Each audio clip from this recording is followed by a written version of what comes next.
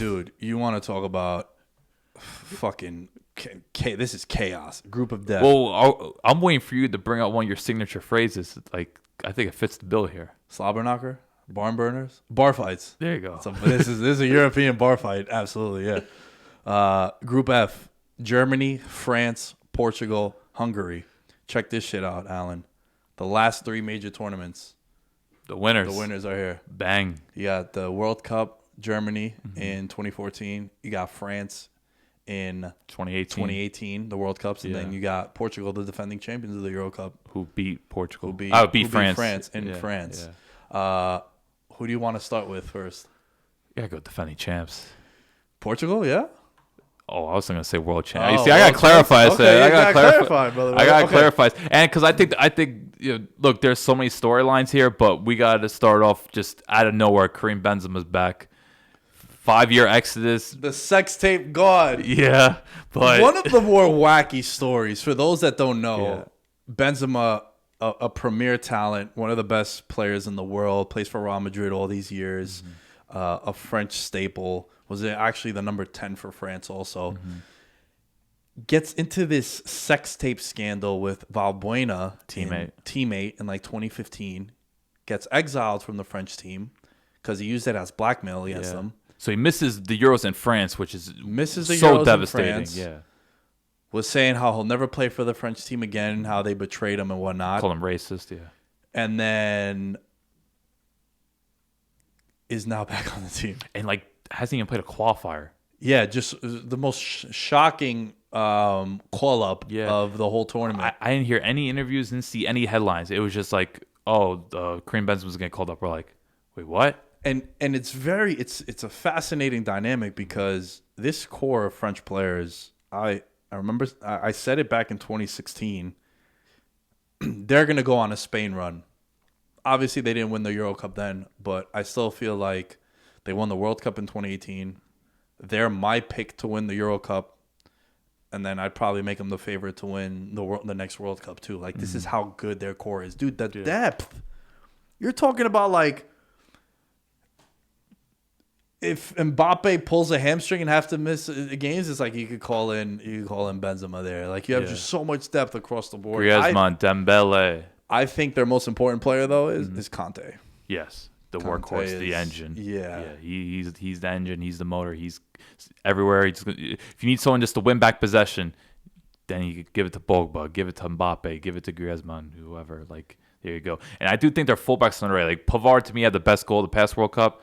He's one of the one-timer, right? Against Argentina. Yeah. I know you were heavily invested in that game. Lucas Hernandez, very good fullback. A lot of Bayern parts of this team. And then center back wise, I love Kimpembe on Bayern Munich, and then PSG, and then Varane still stallion now over at Madrid. So they have such a strong core.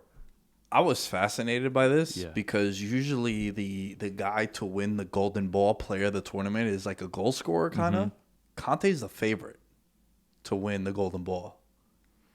Kind of stood out to me. Yeah. Just it caught me by surprise. I did say that I think he's their most important player. This is the most fascinating thing for me. In 2018, Mbappe was running wild in Russia. Like, he was a one-man wrecking crew, just taking on defenders and just creating so much havoc. He's better now than he was then. Yeah. And dude is only 21. He was 19 during He's that. terrible. Sorry, he's 22 now. So he technically qualifies as a young player of the tournament. Right. Because he came up when Monaco was at their peak in like 2017. They won the French league. They made it to semifinals, and he was at the forefront of it. And you just see him now. It's just, dude, if you give him space, just say your prayers. Like, dude, he's just terrifying. Just the way he blazes past defenders. And then now you have such a decisive finisher in Benzema, and you have Griezmann, who I know he annoys people, but Griezmann, in that box, if he gets free, like, he's scoring. He is as decisive as it gets. And I know he's sort of been underwhelming since he's left Atletico. Shows out for France. Yeah, he does deliver. Yeah, and Giroud's a great backup plan. I know people aren't crazy about Giroud, but Giroud, great hold-up play, someone as an alternative, great option. I think the only question about France, I think Lloris has declined over the past few years. He kind of tends to have a mistake in him. If there is a weakness in France, I do think keeper could be the one thing that holds them back. Okay, next up, Germany here. Oh, by the way, France won it in '84 and then in 2000, and then they lost in the final in 2016. Okay, Germany tied for the most Euro Cup wins with 3, along with Spain. They won it in '72, in '80, and in 1996. Recently, Alan, they lost in a friendly to North Macedonia. No, qualifier. Qualifier. Yeah. Even worse. Yeah. I didn't know it was a qualifier. It was qualifier. Because like you actually care about those, Yeah. right? They lost 2-1 to them. Has the manager overstayed his welcome? I would say yes, and especially when you're a Germany and you get knocked out of the knockout stages, you bring them back. Well, they lost in group stage. Group stages, and, yeah, and even it was worse. the group was pretty like the teams are like South Korea, Mexico, Sweden. Like you were talking about pretty subpar opposition. And the only game they won was because Toni Kroos hit a ridiculous free kick from that angle. Was basically like a corner. 95th minute. And besides that, they lost to Mexico, lost to South Korea. Like it was bad, and like they haven't been that good in the Nations League out. So this is his official last tournament. Hansi Flick, the Bayern manager, is going to take over after the tournament. So I think German fans just have hope, okay, whatever happens, leads to future, because Hansi Flick did such a tremendous job at Bayern. But there's just so much uncertainty. There's a lot of dysfunction. Like the past tournament, there was cliques being formed. There was a Bayern clique. There was like a Turkish clique. And then there was like a young player clique. So I don't know how much confidence they have in Joachim Low, but I don't think it could be potentially any worse than it was in 2018. It's just a matter of like, will his style adapt? Because the thing with Germany, and I think why they fell apart, is just they play like a high line, but the thing is like their fullbacks will go up and like their center backs would just be isolated, and they don't have the quickest center backs, and they just got at it. That's how Mexico beat them. That's how South Korea beat them. So I hope they alter their style a little bit, but even their squad, like I'm not overly enthusiastic about. Like they have some aging players, the likes of Neuer and Cruz. They brought back Mats Hummels and I'm not Muller. that crazy about. Yeah, Muller's come from a solid year, but he's just someone. He's kind of like your poacher. Like he knows where to put himself in the right positions to score. But Back to back, he won golden ball. Yeah. Oh, golden boots. Excuse me. Yeah, and look, he has the eye for goal, and I'm glad he's back. It's just I don't know. I don't see the young players progressing. I think Timo Werner has really been a disappointment at Chelsea. He's someone that he knows how to put himself in the right positions. It's just he has no finishing ability whatsoever. So Leroy Sané's called for this one year. Kai Havertz hasn't quite clicked. Like I don't know. Germany, they have fun players. It's just they're not in form right now, which Right. is something very important when you're looking at it. You know, I mentioned before with Italy how they're always like in the back of my mind. Germany's always there when it matters. Dude, look at this resume. 02, they come in second in the World Cup. 06, they come in third in the World Cup. 08, they're the runners-up in the Euro Cup. They get to the semis in back-to-back seasons, in back-to-back Euro Cups, third in 2012, fourth in 2016. They win the World Cup in 2014, and then in 2010 they make a run too, and it's just like they built almost 2 decades of consistency. which is very impressive on That's the international level. I don't want to be too cruel, but it's like you look at recency. That's where it's just like that's what makes their downfall so shocking. What can you tell us about Narby? Oh, he's probably one of the better ones. Yeah. Led them in qualifying. He had 8 girls. and 8 goals.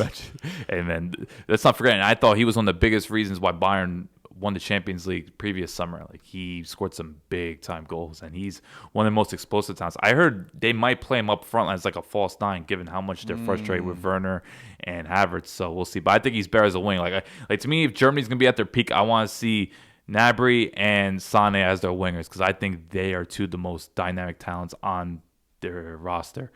And Sané, he's kind of a freak. Like he's big, he has a huge afro, and he just drives at the fence. Like I love those wingers that have no fear. And I think Gnabry and Sané are those players. Now, will they flourish in system? Time will tell. Like wasn't Sané the guy that they excluded from the World Cup team? Yeah. And then there was the big controversy, like how do you leave that guy off the Yeah, team? and then look what happened. Right. Yeah, and it's weird. Like him, and then Pep kind of ostracized him as well. So like Sané, he has some discipline issues. He's not the most focus player, but raw talent wise, I think he's one of their best talents. And I think if Germany's going to be successful, they need to get those two right. And it's going to be important how Toni Kroos recovers from COVID. He's coming back from that, and this is actually his last tournament too. So how they integrate him, I do want to mention Gundogan, who I think was one of the City's best players. So he's someone to look out for. But overall, there's just, I don't know. I'm very concerned about Germany, and a big part of it is just how they've looked over the past few years. And to me, they're in a group of two of the best teams in Europe. Yeah.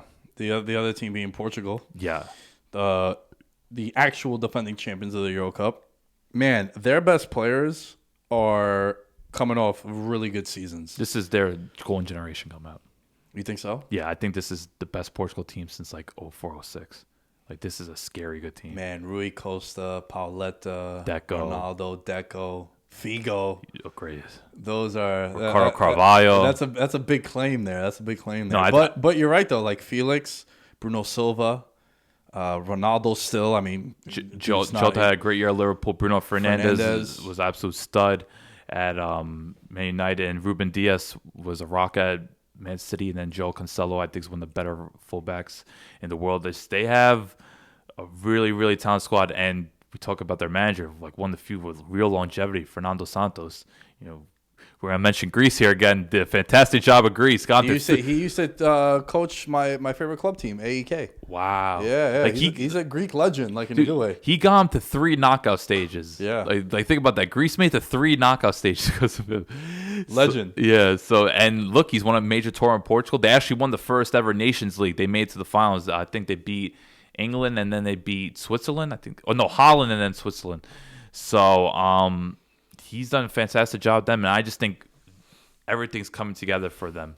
If there's a question about them, it would probably be their defense a little. I think Pepe's still potentially going to be their starter, but I will say Pepe, like Porto's big upset with Juventus, he was like their man of the match. Like, he was unreal, like clearance after clearance. So Pepe, even at 38, still playing at a high level. But I don't think this is a very deep squad. I don't think there's many flaws to this team, and I think if there's a challenger to France, they are the one. Hungary. Shit draw. Hey, they beat Iceland to make the playoff. You got some games to watch. You know, you get to lead the house. You get to watch great talent, but it's very unfortunate. It was funny. I think in 2016, they were one of the surprise teams. I think they made out the group, and then they lost Belgium. I'll never forget their goalkeeper. He was like 40 years old. He was wearing sweatpants. He was wearing legit gray sweatpants that you go for a jog at a major tournament. That's tremendous. So, like, I remember, what good goalkeeping stories. Like, you see sometimes the keepers wearing the baseball hats if it's too sunny. Yeah. This dude was wearing sweatpants. Oh, my goodness. So, Hungary, there's a bunch to say. I just think it's unfortunate. They finished third in 1964, their best finish ever.